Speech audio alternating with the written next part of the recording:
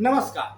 आई scope media में आप सभी का स्वागत है। मेरा नाम है अदीब। देश और प्रदेश की राजनीतिक हलचल को जानने के लिए सब्सक्राइब करें हमारा चैनल।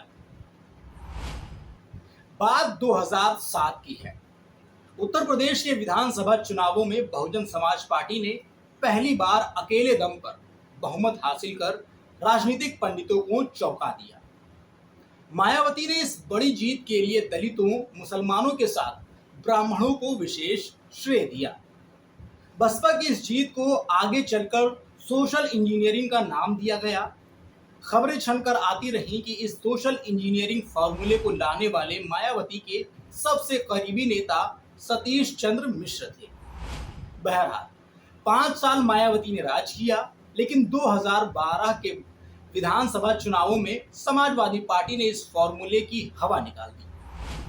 2007 में 206 सीटें जीतने वाली बसपा 2012 में 80 सीटों पर सिमट गई। समय बीता, लेकिन बसपा अपनी सोशल इंजीनियरिंग फॉर्मूले पर कायम रही।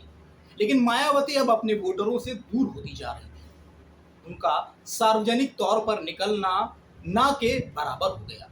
यही नहीं, उनसे मिलना आम जनता की छोड़िए पार्टी के नेताओं के लिए भी कठिन हो गया। इसी दौर में 2014 के लोकसभा चुनाव हुए, जिसमें राष्ट्रीय पार्टी बसपा एक भी सीट नहीं जीत सकी, लेकिन पार्टी सोशल इंजीनियरिंग फॉर्मूले पर कायम रही। 2017 के यूपी विधानसभा चुनाव आए तो बसपा रसातल में चली गई। उसे महज 19 सीटों से संतोष करना पड़ा।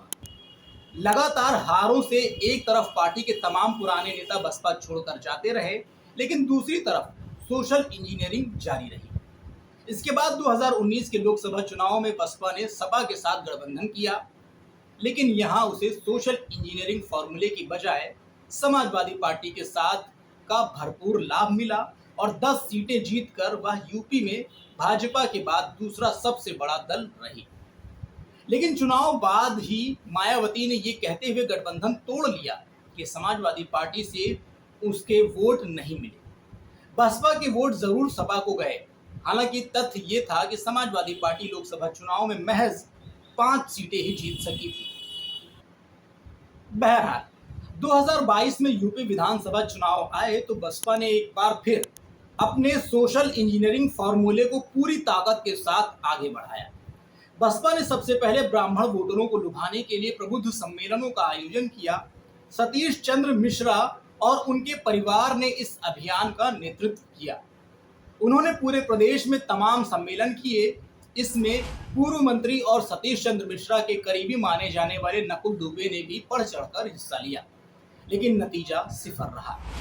स्थिति ये हुई कि 1984 में जन्म लेने वाली बहुजन समाज पार्टी, जिसने 1993 के यूपी चुनाव में 63 सीटें जीतकर सभी को चौंकाया था, कई बार सरकार बनाई, अकेले दम पर बहुमत तक हासिल किया, उस पार्टी ने 2022 में सिर्फ एक प्रत्याशी जीत सका।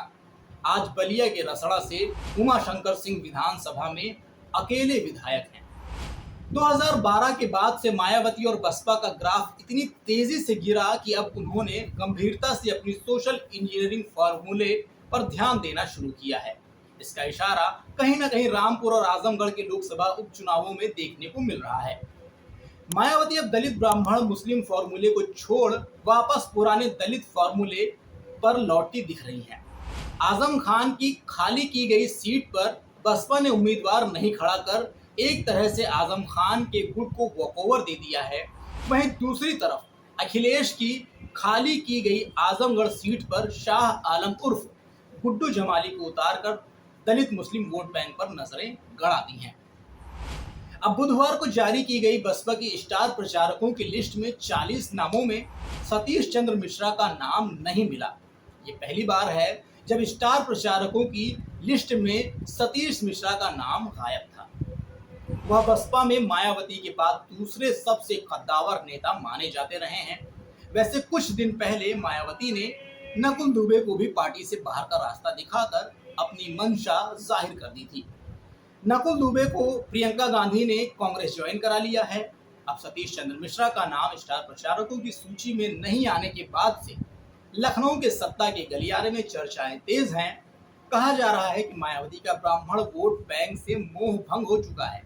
यही कारण है कि वह पुराने दलित फॉर्मूले पर वापस लौट रही है। यही नहीं, संगठन को लेकर भी मायावती बड़े बदलाव कर सकती हैं। ऐसे में सतीश चंद्र मिश्रा का रोल क्या होगा, ये देखने वाली बात होगी। तो दोस्तों, आज की इस वीडियो में फिलहाल बस इतना ही। अगली वीडियो में आपसे फिर होगी मुलाकात, लेकिन तब तक आप देखते रहिए स्कोप मीडिया और मुझे दीजिए इजाजत। नमस्कार।